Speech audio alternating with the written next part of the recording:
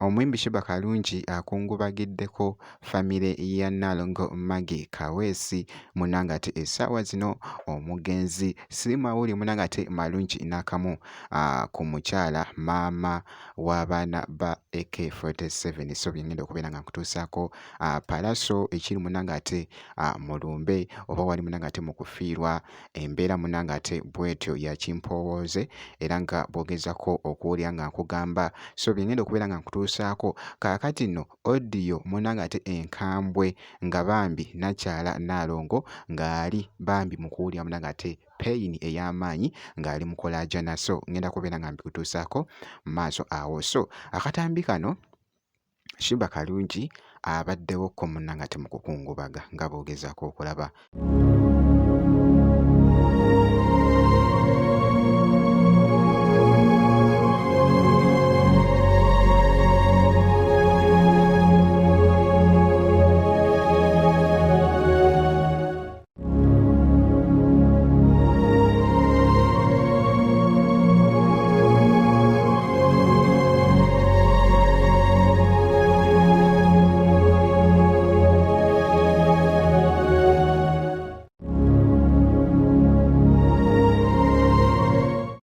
Ku sayidi y'emu kw'ossa n'akatambi kano omubadde munnange ate eddoboozi ery'omukyala munnange ate Nnaalongo Maggie Kaweesi mu kusembayo munnange ate nga tannafa. Mwana wange ndi mu ddwaliro bandeese ebisawo babiri Yohana nfa muganda wange mukwano gwange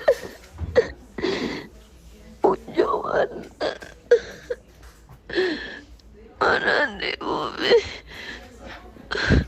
ngambye bandeetera abaana bange Yohana ndi bulwadde mwana wange.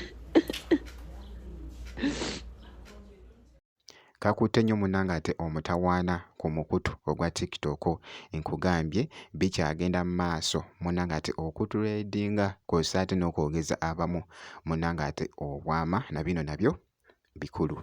Ono omwana abadde alabirira Nnaalongo mu ddwaliro atugambye Nnaalongo nga tannafa obulamu abadde awulira nti bugenda n'ayita omu ku baabaddewo yayise mukyala Palaso n'amugamba analabirira abaana bange. Mukyala Palaso n'amugumya ne bamugumya nti ogenda kuwona. Nnaalongo n'agamba ŋŋenda naye n'abalabirira mukyala Palaso n'agamba ŋŋenda kulabirira abaana abo. Nnaalongo n'ava mu bulamu bw'ensi. Yafudde alaajana nti analabirira abaana bange kubanga mukyala Palaso nti abadde best friend wa Nnaalongo era abaana abo abalongo abadde ababeererawo nnyo oyo mukyala Palaso. Ne bannange omuntu okimanyi olwa akaseera akatuuka n'owulira nti ogenda. Nnaalongo yakiwulidde nti agenda era yamuyise n'agamba analabirira abaana bange kubanga mpulira ŋŋenda. Ono omwana yatugambye kubanga Nnaalongo yakuza ono omwana. Bitambudde nnyo munnange ate ku social media era nga bw'ogezaako okulaba nako munnange ate akatambi. So embeera munnange ate wali jjukira nti nno wakuziikibwa munnange ate lwa mukaaga era nga okukungubaga kukyagenda mu maaso munnange ate mu maka gano ag'omukyala munnange ate Nnaalongo Maggie Kaweesi.